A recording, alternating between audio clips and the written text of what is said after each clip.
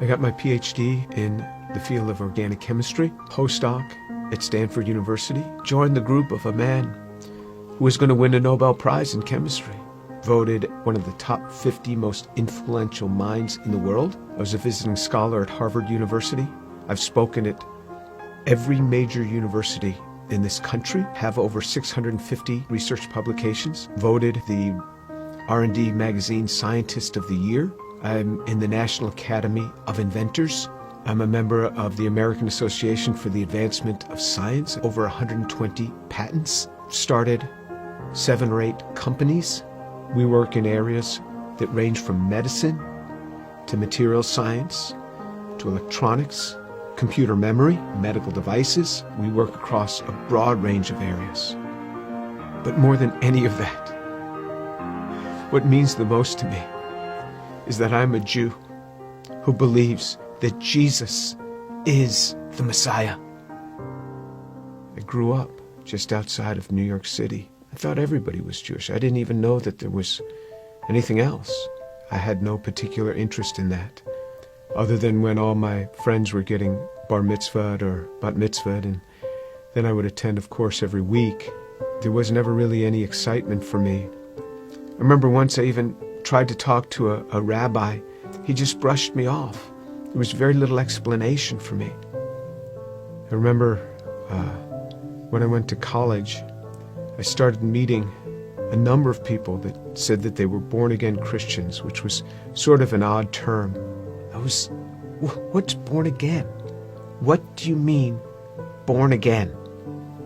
One person saw me in the laundry room. He said, "Do you mind if I give you an illustration of the gospel?" And I remember we sat there and he actually started to draw a picture. A cliff with a man on one side, and he drew a little man, and then another cliff with God on the other side, and a big chasm in between that he labeled with sin. And I looked at him, I said, "I'm not a sinner. I've never killed anyone. I never robbed a bank. How could I be a sinner?" And he had me read a verse from the Bible. "For all have sinned and fall short of the glory of God."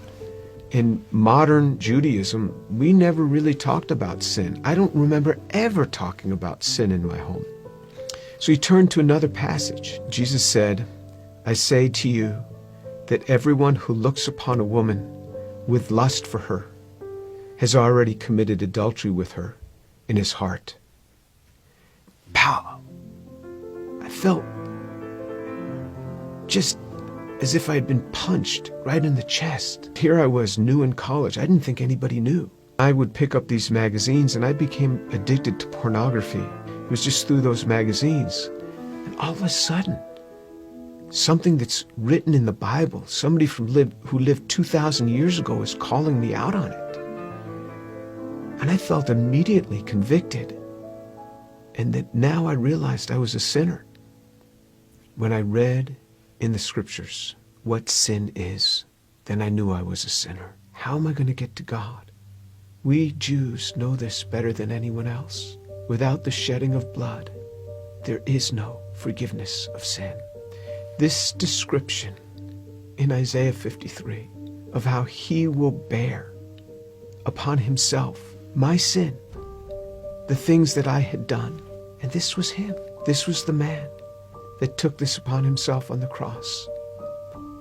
The perfect God comes and gives himself for us. He is the one that gives himself for us. I started to realize how Jewish the New Testament is. This book is so Jewish. The New Testament is so Jewish. It's all around Jewish people. And then on November 7th, 1977, I was all alone in my room. The realization that Yeshua is the one who died on the cross. And I said, "Lord, I am a sinner. Please forgive me. Come into my life." And then all of a sudden, someone was in my room. And I opened my eyes. I was on my knees. I opened my eyes. Who's in my room? That man, Jesus Christ, stood in my room. This amazing sense of God. Jesus was in my room, and I wasn't scared. All I started doing was just weeping. The presence was so glorious because he was there in my room on that day. And I didn't want to get up. And this amazing sense of forgiveness just started to come upon me. That was him. Finally, I got up. I didn't know what to do. I didn't know who to tell. Here's this Jewish kid from New York City. What am I going to say? My cousins were shocked. How could you do that? You're Jewish. Telling my mother how I had invited Jesus into my life. She didn't say much. She was weeping. She told my father they weren't happy at all. And she said, I don't blame them for killing Jesus after the things that he said. Who is he to come against these religious leaders that have dedicated their lives to helping people and to tell them that they are whitewashed tombs? Who is he, this young man in his 30s, to say this to these scholars?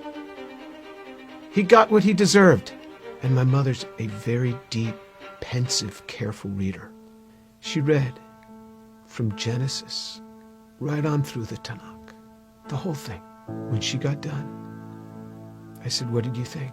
She said, God warned us over and over again. He warned us. When my daughter was about 15, my mother and father came to visit us. At one point, my mother went into her room for several hours. She came out. She said, quite a young girl you have. She talked to me for a long time. She started reading the Bible again, both the Old and the New Testament. One day, not long after that, she called me on the phone at the age of 72. She said, Jimmy, you wouldn't believe what happened. I said, what happened? She said, I was just reading. And it hit me. It hit me. The way he gave his life. I believe it now. Jesus is the Son of God.